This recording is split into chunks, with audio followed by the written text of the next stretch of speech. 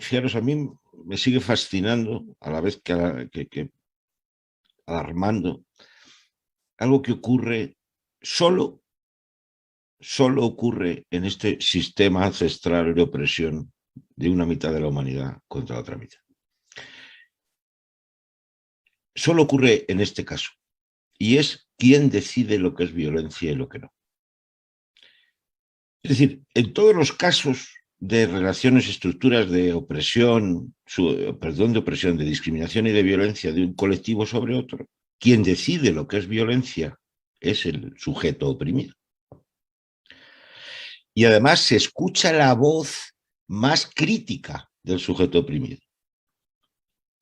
Sin embargo, en el caso del ancestral sistema del dispositivo de sexo-género como mecanismo estructural de opresión hombre-mujer, aquí nos permitimos dudar de cuando vosotras decís, o el feminismo radical abolicionista dice que esto es violencia y que supone borrado de las mujeres, venimos sobre todo cierta posición, y no te cuento los masculinos, donde tiramos de los mecanismos misóginos. Estáis exagerando, eso os lo estáis inventando, eso es vuestro porque sois unas privilegiadas. Es decir, se produce una mirada desde el lado opresor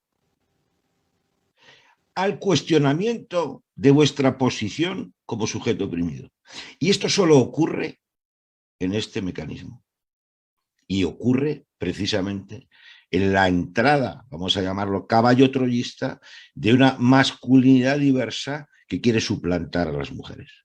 Y lo primero que hace es negar que esto os afecte. Cosa que me parece fascinante. Fijaros cómo a nivel incluso político, cuando el gobierno español ha pretendido legislar siguiendo esta corriente globalista y de elevar a la categoría de identidad y el borrado de la categoría sexo, no ha preguntado al feminismo radical abolicionista español. No les ha llamado a consulta.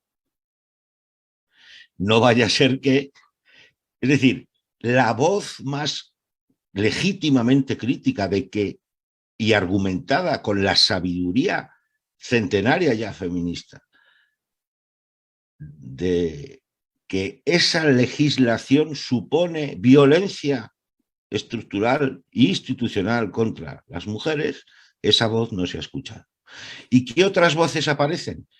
Pues aparecen estas voces cargadas de masculinidad diversa que reivindican derechos y deseos masculinos, insisto en este lado que es el que me ocupa, del que yo me dedico a investigar, que utiliza todos los mecanismos misóginos, machistas y violentos hasta el punto de ahora devolver el lado, vamos a decir, la carga de discriminatoria y llamaros discriminadoras a vosotras.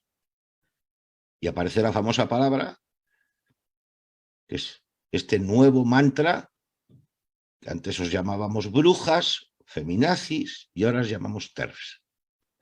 Y es fascinante cómo se rearma el mecanismo de, como ha ocurrido históricamente, que ante las voces reivindicativas, vindicativas, las voces de la sabiduría, del conocimiento, en este caso feminista, son neutralizadas con el ninguneo y con el señalamiento, como si ahora vosotras fuerais, y digo vosotras, entiéndase lo que pretendo decir, fuerais las violentas.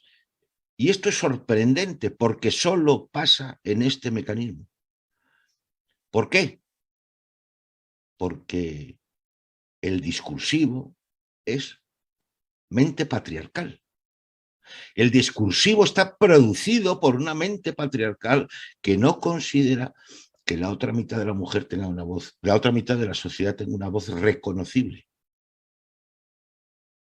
¿Cómo es posible que a estas alturas no percibamos una voz reconocible de autoridad en nada menos que un movimiento, perdón, una posición filosófica incluso de pensamiento, donde nos han explicado, nos habéis explicado hasta la saciedad de todas las maneras pedagógicas posibles, que el dispositivo de sexo-género ha de ser abolido, como en su día se abolió la nobleza, la sangre azul, porque es una estructura incompatible con la igualdad y con los derechos humanos per se.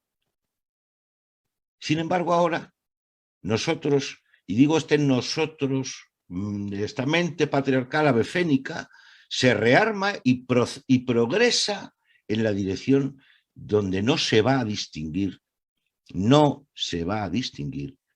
quién es el opresor y quién es el oprimido. En esa equidistancia fluida de opresiones opresiones, oprimidos y opresores interseccionales, relativistas, multiculturales, los hombres, la masculinidad, va a salirse con la suya y va a tener a su disposición de nuevo todos y vamos a decir revisados sus privilegios. Van a seguir las explotaciones sexuales, las explotaciones reproductivas, vamos a seguir matando a las mujeres y nadie va a saberlo explicar, porque ¿quién mata a quién ahora? ¿Quién mata a quién ahora? Y esto es esencial, entender que nos metemos en una deriva transhumanista, postmoderna, de absoluta distopía, porque hemos roto con el materialismo histórico de una realidad que hemos querido cuestionar creyéndonos que yo me crea algo significa que es verdad.